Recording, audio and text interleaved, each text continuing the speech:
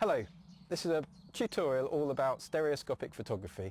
I want to make it as accessible as possible, so it's using a technique called sequential stereophotography. You can buy expensive 3D cameras, you can make setups using two separate cameras to capture stereoscopic imagery, but this technique's all about just using a single camera and doing a very quick move left and right to capture your different positions, and then you can create 3D photographs. All 3D filmmaking and photography is about capturing two images of the same view, but those images are from slightly different points of view. So you've got an image on your left and an image on your right, and that means that you see depth. The human brain puts it all together and works out how far objects are away, and if you get it right and if you align the images really nicely, it is looking like looking through a window. It's a really extraordinary art form. When the images are viewed properly, it has this lovely depth to it. It's amazing. So about 2 years ago I made a film all about how to view these images. There's a link to this below in the description, and I share how to, it's called parallel viewing, where instead of your eyes converging on the screen you're looking at, your eyes converge slightly beyond it, and those left and right eye positions then overlap, and the brain then creates this sense of depth. It creates a sense that you're looking into it. So there's a link below in the descriptions to a film where I share how to view these types of images. Also in this film I'm going to be showing at the end an actual dedicated 3D camera filming setup I've got that uses two separate cameras, just to show how the art forms, where the art form can go, where you can use dedicated cameras and equipment. So it gives you a bit of an idea of where it can go. If you get into sequential stereo, you could maybe think of buying your own stereo camera in the end, but that is not necessary. You can create great images just using a single camera. I'll share some examples now. So all these images you're seeing here are created by just on a simple iPhone, with a simple left-right move, and all put together and edited, put in the left and right position, just using an iPhone. Like I say, there's a link in the description to a film that shows how to view these, so you see them with the 3D depth. You see the two images here. Well, when they're overlapped, when you view them in the correct way, you see one central image, and that image has 3D depth. So go to the description, have a look at that parallel viewing film, and you'll be able to have a look at these and they'll make more sense to you. There are other ways of viewing 3D images. There's something called cross-eyed, where your eyes converge before the image, but I find parallel view, as I described in that tutorial, the easiest way of doing it. It's the one that people seem to pick up the most easiest, and as this is all about making this art form as accessible as possible, that's why I wanted to share that. So just a little bit about the theory of 3D photography and filmmaking. There are a number of ways that we get a sense of depth when we're looking at a scene or a view. There's what is known as binocular cues. Binocular cues are the left and the right eye. So this is what we're talking about here. It's because you've got that slightly offset view from the left eye and the right eye, it means one eye sees slightly different things behind the other, everything's slightly offset, and our brain then puts all that information together and creates a sense of 3D depth. There are some other clues to the position of objects and things. If you move around, you get a sense of how things move in a kind of parallax to each other, and that gives you a sense of depth. Also the lens in our eye, that focuses at different lengths, so it can focus really close, and then small muscles means it focuses further away, and we get clues on how far objects are away through that. Also things like shading and lighting. We've lived, we've all learned and lived in this world, so we get a sense of depth and shape just from experience and from seeing the light on things and how light falls and shadow falls. So there's a number of ways we get cues for depth and how far objects are away and the 3D environment around us. But I think one of the main ones is this idea of the binocular cues. So it's the left and the right eye position gives us that sense of depth. It's not the only one, and some people just see through one eye and come up with their own ways of sensing depth, but it's probably one of the most useful ways for creating this big picture. All this information from all these different cues come together to give us this sense of space around us, which is quite fascinating. But 3D photography is all about playing with and controlling those binocular cues. So I'm actually filming this start of the tutorial with two cameras, just to kind of demonstrate you. So I'll stand perfectly still and we're going to swap from the left eye position and now the right eye position. And if you look really closely, and if I move, perhaps I'll move a little bit closer so it's more exaggerated, you'll notice as we move between the left eye and the right eye that what's behind me changes slightly and the perspective on the view changes slightly. So that's what we're going to be shooting, but instead of having two cameras, as I'm doing now, we're just going to do it with a single camera. So yeah, that's a bit of an intro. That sort of covers everything to sort of introduce the subject. I'm now going to show you through the lens how we take these photographs, how we take the left and the right eye position. Okay?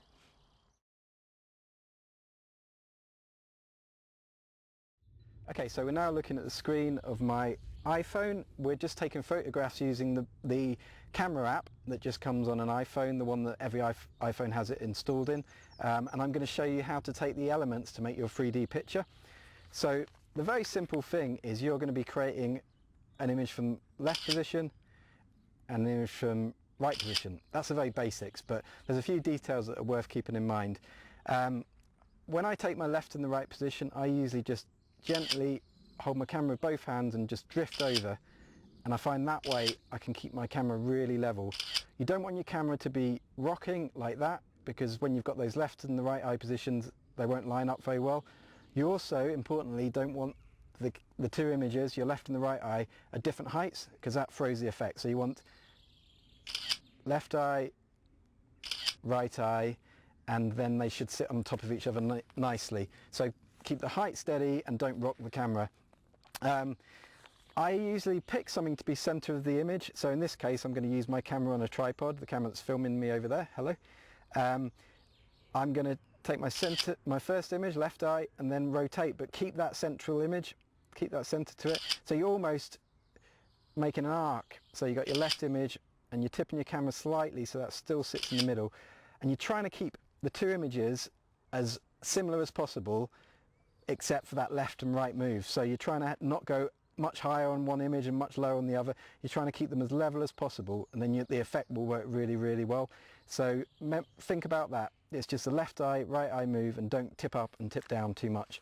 A really important aspect of any 3D photography or filmmaking is the distance between the lenses. So the great thing about sequential stereoscopic photography is you're doing it with one camera, so that distance between the lenses is something you can be really playful with. You can go a massive distance or you can go a tiny distance. As you're just getting started, I would recommend keeping the distance between the lenses, between the two photographs, about eye distance, so maybe about 10-11 centimeters. What is eye distance? I don't know, something like that. So just think of the distance between your eyes and have them move that amount. And if you're photographing something this kind of distance away, so this is about 2.5 meters away, you should find that gives it really nice stereoscopic depth, just that little bit of movement. There's a rule which I don't follow mathematically or anything like that, but I keep in my head, called the 1 in 30 rule.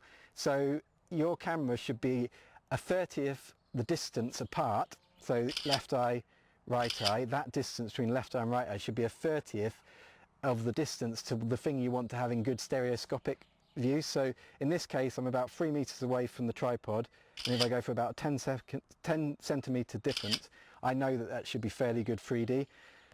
That is quite interesting because if you're starting to photograph things much further away, so if we've got objects maybe 30 meters away, we can take our picture and then we can move more dramatically.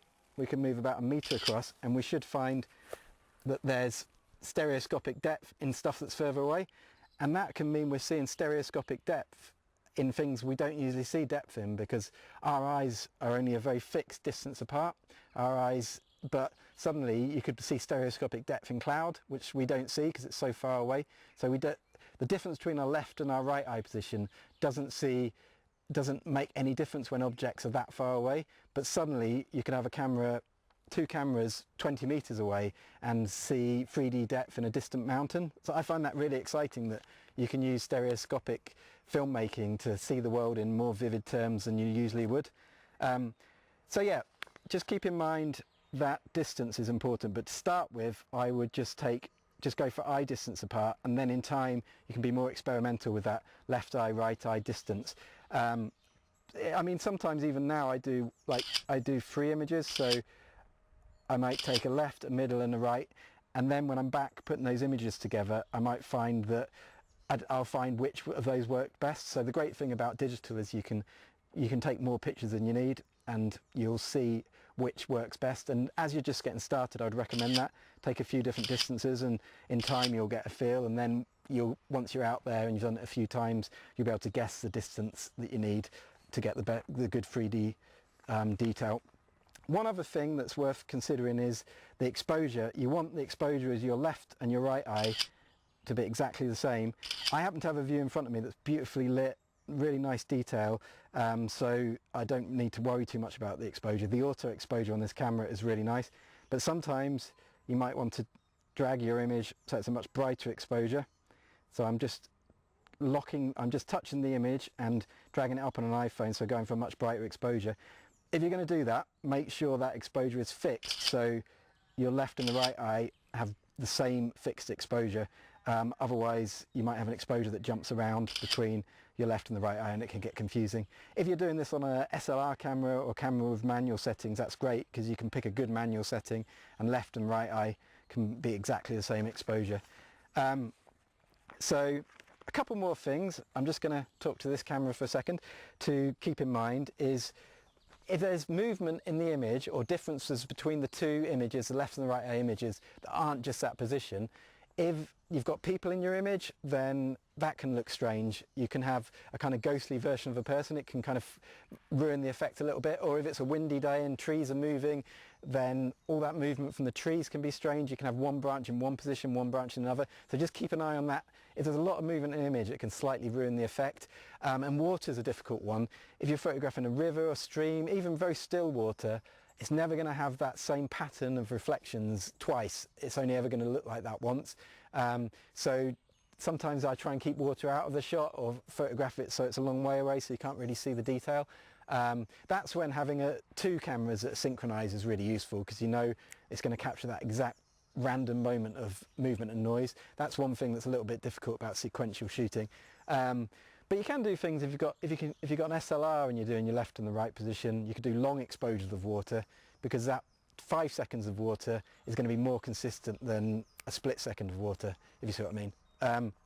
But yeah, they're things to keep in mind, and just make sure you get right. And another really important thing, I probably should have said this earlier, is shoot quick as well. So going back to this camera now, your left and right eye position, I try and shoot my left and the right eye position within a second, because there's things changing in a view that you just don't realise. The clouds in the background, if I'll tell you what, if I just point there and we hold it for a second, you can see if we just speed that up to 4 times normal time, then those clouds that we thought were perfectly still are moving subtly. There's bits of movement going on in them. I'm going to just do a little bit of rewinding and going forward. So you can see they're jumping, moving left and right, changing shape. If you don't take your left and the right eye photographs really quickly, then the clouds will be a different shape, and that will throw the image. It'll make it confusing. So be quick. And also you might get another cloud go slightly across the sun if you're not quick, and you might have slightly different lighting on the view. So I always try and do really quick left and the right eye, and I know they should sit on top of each other nicely. So that's all the main elements for creating it. I'm going to do one that I'm concentrating on now. So I've got my left eye and my right eye, and they're the ones I'm going to use to put together back on my phone using the 3D photo app on the iPhone. So we'll move on to that next, and I'll show you how to put those two images together so we see a lovely 3D photograph. Before we start putting the images together, there's one last thing I should have mentioned in that film, but I forgot to, which is, obviously this is a technical exercise, get used to it as a process, but then think about your views as well. Think about how you're looking into that landscape. I chose this view here because we've got that lovely dry stone wall, the grass, the tree. It feels like there's a view we can really look through. It's almost like this lovely window of 3D detail kind of moving away from you. I'm going to show a few more examples here. I've chosen these images because they all make really good use of that stereoscopic depth that we get in the 3D image. So you can really feel like your eyes are being led into them. You really feel like you've got all these different planes of depth in the image. You've got rocks here cutting into the image, which suddenly everything behind seems much further away. So once you get a feel for the technique, think about being creative as well. Think about getting close to objects, photographing things further away. It's not just about a good technique, it's about being a creative photographer as well, as you would in any of your other photography. So have fun. We're going to now go and have a look at 3D photo and how I join those images together. Okay, I'm back inside and I'm going to show you how we put those left and right images together to make what's known as a stereo pair. And these are stereo pairs that can be viewed in parallel. Again, there's a link below on how to view stereo pairs in parallel so you see the 3D depth. So have a look in the description of this film to see that. I'm going to focus on the app you can see on my screen here, which is called 3D Photo. I use an iPhone, so that's an app that I found really useful and works really well for putting them together without having to upload to my computer. I can be really quick using this app about sharing my stereoscopic images. I put the question on Facebook asking people what they use if they're on an Android operating system, and they recommended a piece of software called 3D Steroid or 3D Stereoid Pro. That's spelled Steroid, and that apparently works really well. So if you haven't got an iPhone, have a look at that, and it probably will work in a very similar way to how this works. At the end of this film, I'm also going to show how I put them together using Photoshop, and also put a template so you can have an idea how to line them up and do them yourself. There's a download link to the template in the description of this film. But then some people also use an app on their laptops called Stereo Photo Maker. I've not used that. I've always kind of done it myself on my laptop just so I can kind of control it and crop it and just do it kind of quite manually, but apparently Stereo Photo Maker is really good. But anyway, right now we're going to focus on what we can see here, which is 3D photo. So I'm going to launch the app, and this is the first page you see. Now I need to import the photos that I've just shot outside that you saw me shooting. So if I press load, then it shows all the images that I've uploaded in the past to this app, but then it says 3D photo would like to access more of your photos. So that's great. I'm going to go select more photos, and suddenly we've got the stills I photographed earlier, and let me just have a look. So I'm going to pick these two. So you can pick the ones you want to import. Usually if I go out and do a big stereoscopic photo shoot, I might have 10, 15 different ideas. I might have lots of alternatives of that same idea, and at this stage you can import loads, so you could import 100 photographs if you want. So I usually import a whole stereoscopic shoot in at this stage and bring them into the softwares, but I'm only going to import 2 here. There is a slight weird quirk this app does where it won't let you do 2 batch imports like this. What I tend to do is turn my phone off and on again, and if I want to import more, or import them in 2 batches. So just be aware that sometimes it gets a bit tricky to import them. But I'm just going to import these 2 at the moment. So I selected them and I clicked done, and suddenly those 2 images are sitting there inside my 3D photo app. So now I want to start positioning them together. So when you're actually looking at the images here in the kind of browser within the app, you can actually do the free view. You can actually do the parallel view and just check which images look right. So I'm just doing the parallel view now on the top left one, the 2 photographs from outside, and that looks really nice and stereo. So sometimes I go through this and just do a quick let my eyes drift to see them in parallel or cross-eyed, which I've not shared how to do, but I'll do a film on that soon. But it just helps you spot the pairs that work well. It's not absolutely necessary. You can pick the images you think you've done a good job on and process them, but just knowing that you can kind of look through all the images that are inside the 3D photo app is quite useful. So I'm going to select those 2, left eye, right eye, and a lot of the time it says it does exactly this. It says probably wrong image pair. Just ignore that. I know that these 2 images are going to work pretty well together, so just hit continue. It does that 50% of the time, so I'm glad it did it here. Just continue through, it doesn't really matter. And there we see the 2 images sitting on top of each other. Another little quirk this app has, it's got quite a few quirks, but it does on the whole work really well, is it suggests a rotation, and often, as you can see here, one image is rotating on top of the other. Often that rotation is really exaggerated, so it's like 5% rotation. I often end up going right down to kind of quite a low, maybe 0, but it depends. But basically what you're looking to do is get that central element. In this image, in the case of this image, it's the tripod sitting on top of the one below it quite nicely, and then have the horizons and the things off to the left and right of the image lined up fairly well as well. So it's the centre of the image you want lined up perfectly. The outside needs to coincide fairly well. The more you do this, the more you'll kind of get your head around it. But I think that's kind of okay. They're sitting on top of each other quite nicely.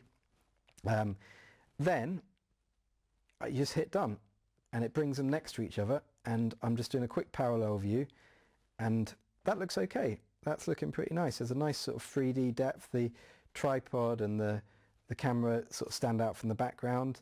I might have moved the camera a little bit too much so it feels a bit tight, slightly exaggerated 3D, but it's got a nice feel to it.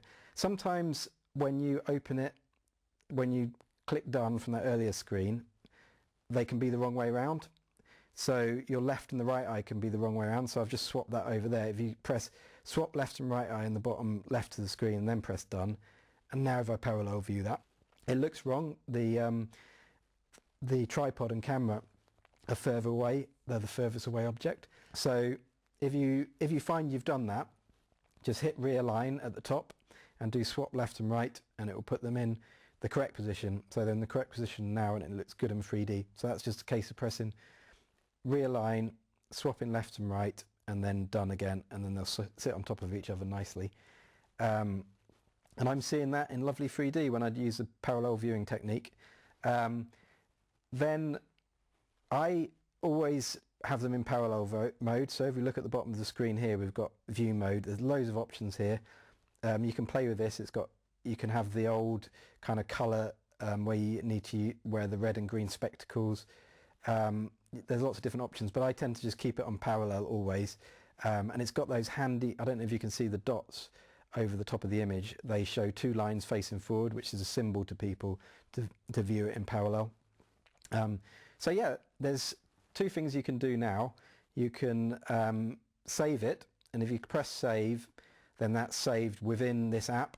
So if you can then go in and open it and edit it still, so you can realign it, you can correct the, you can rotate if it's just saved. But then if you want to share it on social media, you press top right export, and that saves it to your camera reel on your phone, and then you can go in and share that on social media with other people, show them what you've done. So export is the final stage. That turns it into a flat image that is just sitting on your phone, and then you can go on and share that or do prints of it or use it in other ways. So yeah, that's basically the whole process, step by step, how to get your images you shot outside in left and right position into 3D photo, position them using either up or down, in realign, as well as get them rotate. So let's go back to realign. As well as doing rotate in realign, you can also go up and down to correct it, and left and right. So once you've got that all positioned so it looks comfortable, and hit done, and you think your 3D's looking really nice, then hit export and you've got your final image. You're looking at, when they overlap, just for it to sit comfortably. If something about it feels a bit odd, you do the 3D view and you do the parallel viewing and you look at it and it looks a bit odd in places, like at the bottom of the screen, then you might want to go in and rotate differently, or you might want to try different images if it feels a bit forced, a bit hard work. So just use your own instincts on this, and you'll find that just through lots of little tweaks, realigns, you'll get an image that looks okay. Sometimes the very bottom of the image can look a bit odd, where it's nearest to the camera, so in this case the grass. So sometimes I just take that into the view that on the phone and just crop a little bit off the bottom, and it can look a bit more comfortable. Sometimes where things get really close to the camera, it becomes hard to view, so just a little crop off the bottom sometimes tidies it up a little bit. So yeah, that shows how you put it together. I hope that's useful.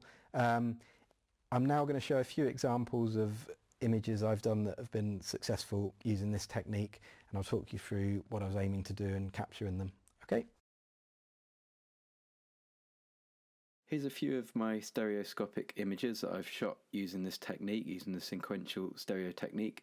This is South Sea Model Village. It's built in the 1950s, and something about the colours of it and the look of it and the era really reminded me of the old Viewmaster stereoscopic viewers you used to get the little round discs for. So I photographed it in stereo and deliberately made the colours really punchy so they look like the kind of images from a 50s postcard or one of those Viewmasters. I'm really happy with how the 3D came out on this. It's got a real nice sort of depth to it. It really shows the small buildings well. This one's some woods on the way up to Kinder Scout, covered in snow. I just love just as a photograph, you've got the blues and the warm colours, and the depth really kind of draws your eyes through.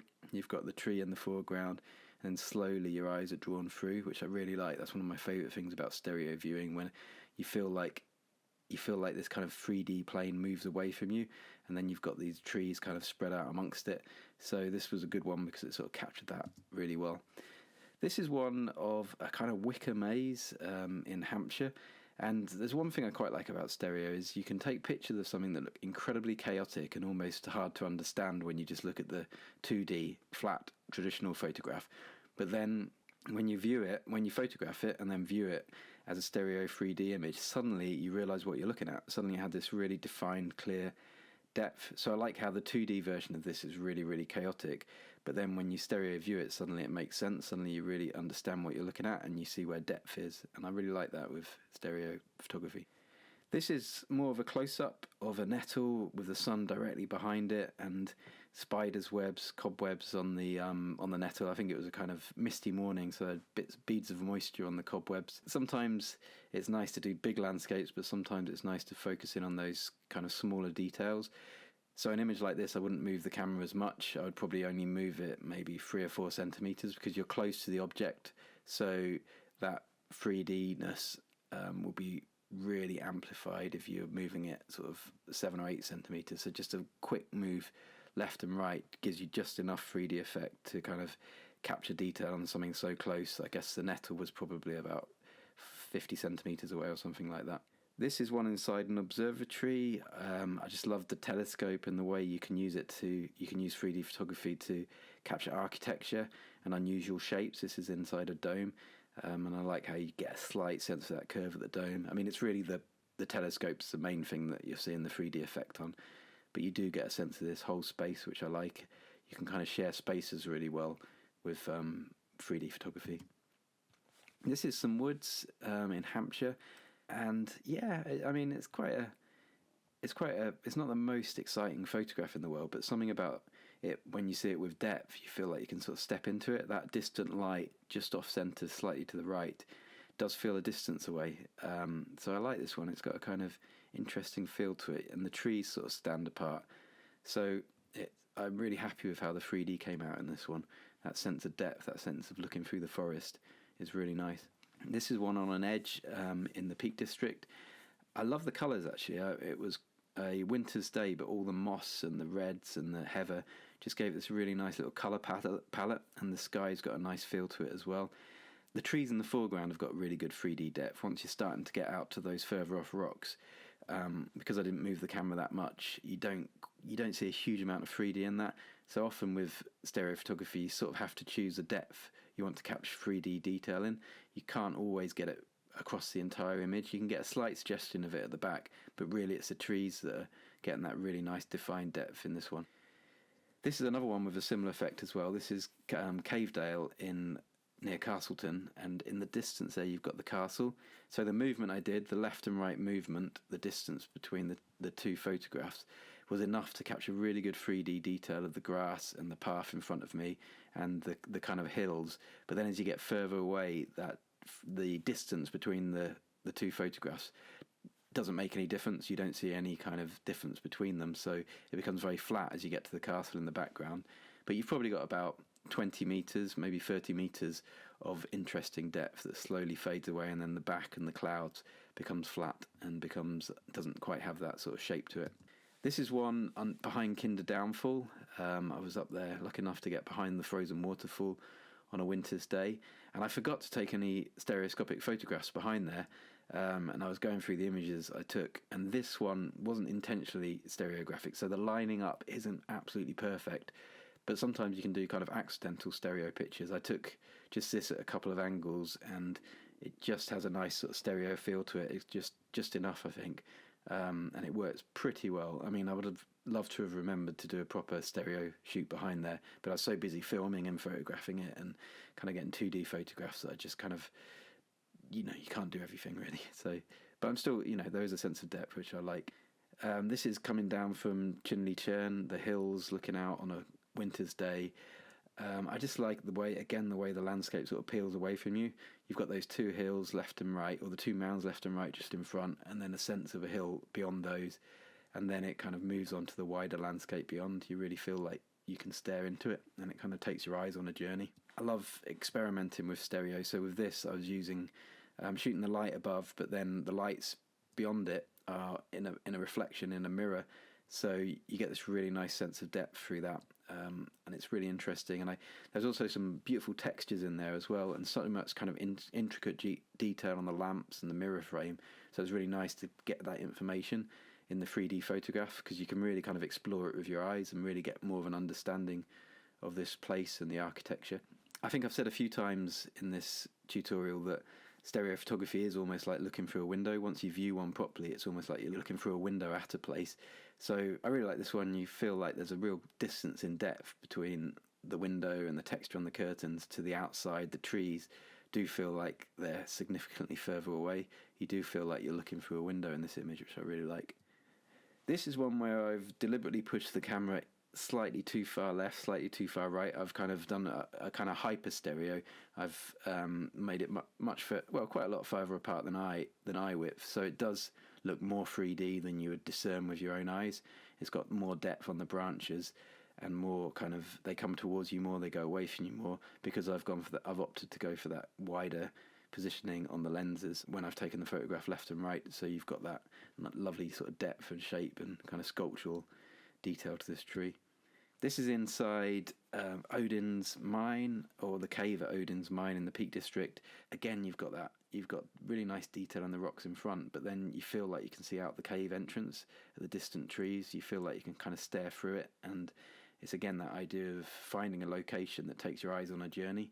So you've got the depth kind of going away from you, you've got the rocks and the stones and the reflections.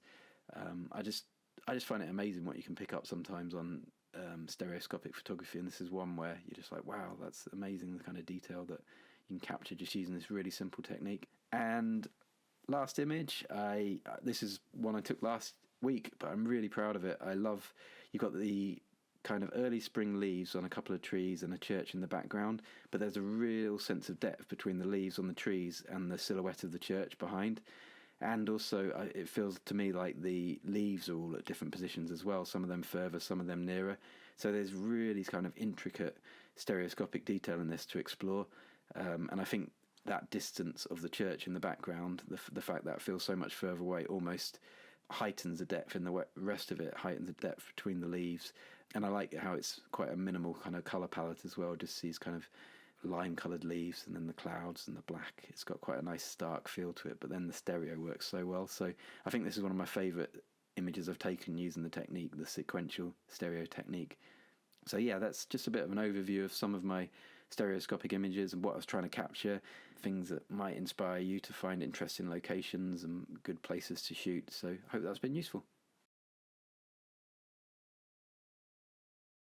While it's incredibly handy to have the ability to take your photographs on a smartphone and then also put them together on a smartphone using an app like 3D Photo, it's also really interesting to be able to put them together yourself in Photoshop, because it gets you kind of learn how the images sit together. It gives you a bit more of a sense for the options involved, and I think it's always good to have a sort of manual version of what you do, not to rely on the computer too much to do the thinking for you. So I sometimes put my stereo pairs together in Photoshop, which gives me a little bit more control and a little bit more of an understanding of how they sit together and the options within that. And that, knowing those options, that might give little flashes of creative insight and inspiration that might lead to some kind of intriguing projects. So here we are in Photoshop.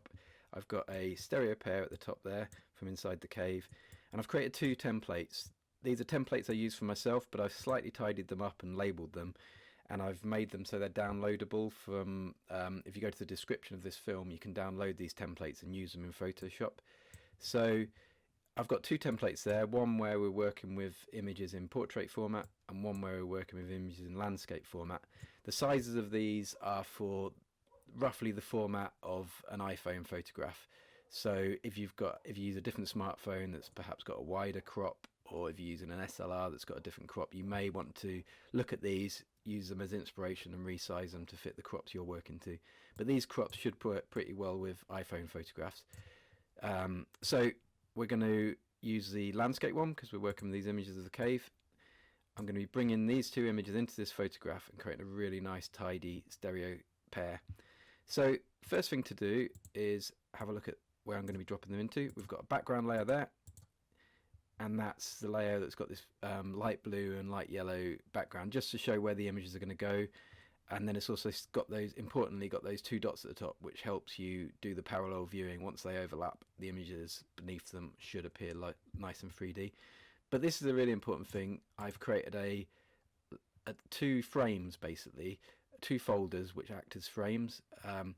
When I drop these images into these folders, then each of these folders has got a layer mask, and it allows the image to only be shown in a certain area of the image. So in the case of the left one, it's where this blue area is. In the case of the right one, it's where this yellow area is. So let me demonstrate what I'm talking about there. I'm going to first of all, I need to work out which is my left and which is my right image. So I've opened them. I'm going to just quickly keep them quite small in Photoshop and do the parallel view on them just to see how it's looking. Now that way around is all wrong. One image, the far looks too near, but now if you put them that way around, the 3D is lovely. So I know this is my left image and this is my right image just by doing a quick free view, parallel free view. So I'm going to drop my left image in first. I'm clicking on that. I'm going to the select menu. I'm going to select all, so that entire image is selected. And now edit menu, and we'll go to copy.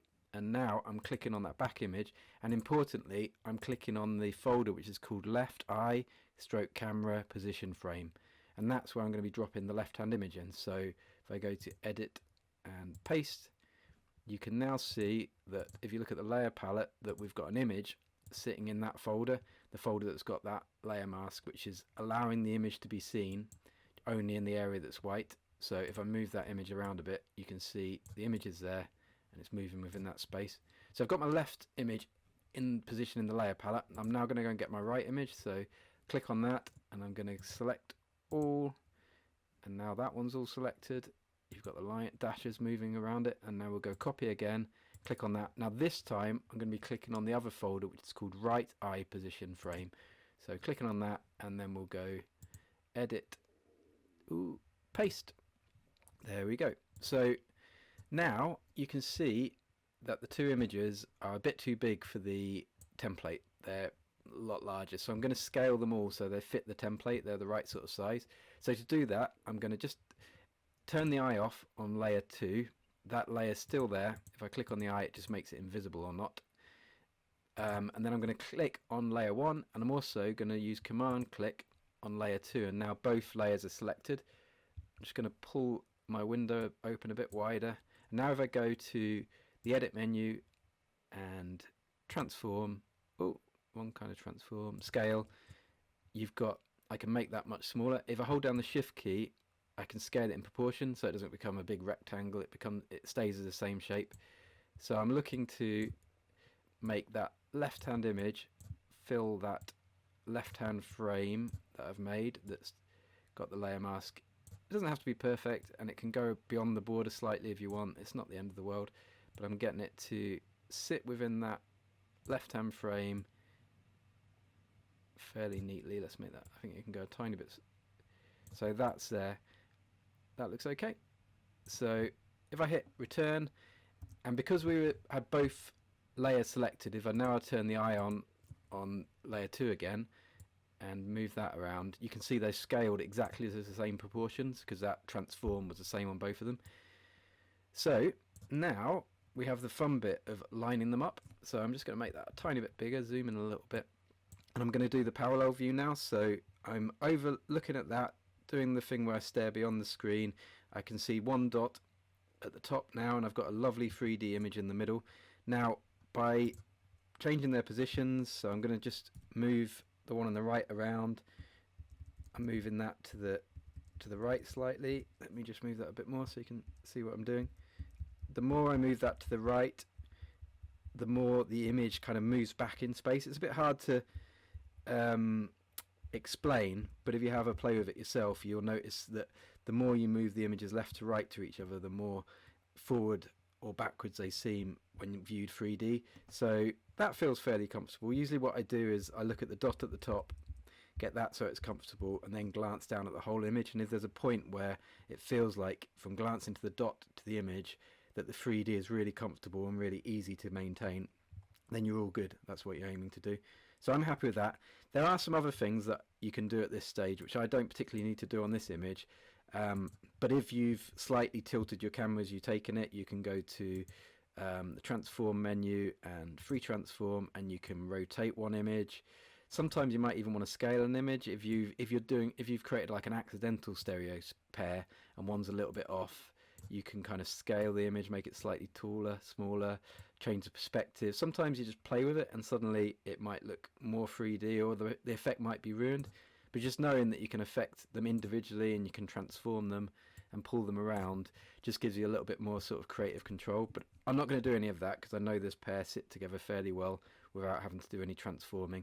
But it's useful to know that you can work with them individually and transform them, spin them, rotate them, do all sorts to correct them. The thing I like about working this way is because I've created a layer mask in the folder, everything is really neatly presented.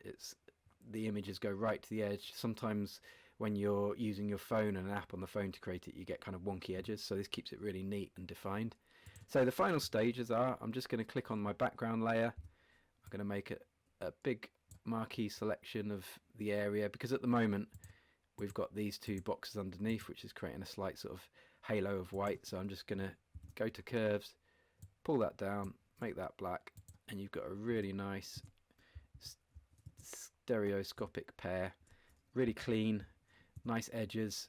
It's also, you can keep an eye on things like the image size. So I've got that at 3000 pixels wide, so you can scale it down to like 1500s, and that's a nice proportion. That's nice resolution to share and detail to share online. Or you can keep it at that and perhaps do prints of it, view it with stereo glasses or some kind of mirror device, but it just means you've got a lot more control. You're seeing the dimensions of it, you're just kind of understanding what the image is that you're working with. So yeah, that's just a quick demonstration, just how to put the images together yourself, and by doing it yourself, because you've got that creative understanding, you know how the image should sit together, and that might lead to ideas, little flashes of inspiration about how you work with the images you take. You know the whole process then, from shooting right through to putting them together, and you might suddenly think, oh right, I can do something really clever here, I can shoot it like that. You just know the process in a lot more detail, so you can kind of anticipate how it's going to look when you're taking the shots. And you can be a lot more playful, and some really interesting ideas can come out of understanding the whole process. So yeah, hope that's been useful. Give it a go. I have got some other Photoshop tutorials on my tutorial list, so if you want to learn a bit about Photoshop first, and it covers some of the ideas shared here. And just a reminder, those two templates are linked to in the description of this film, so you'll be able to download them from my website and open them in Photoshop and do exactly what I've just done there with your own photographs. Just to end the tutorial, I wanted to show you this. This is my dedicated 3D camera setup. 2 iPhones on a T-bar, which means I can do simultaneous stereo. I can capture left and right image simultaneously, which means I can capture movement of water, people moving around. I can have camera moves, all things like that. People do have setups they've made themselves, or you can get cameras that have 2 lenses on that film simultaneously.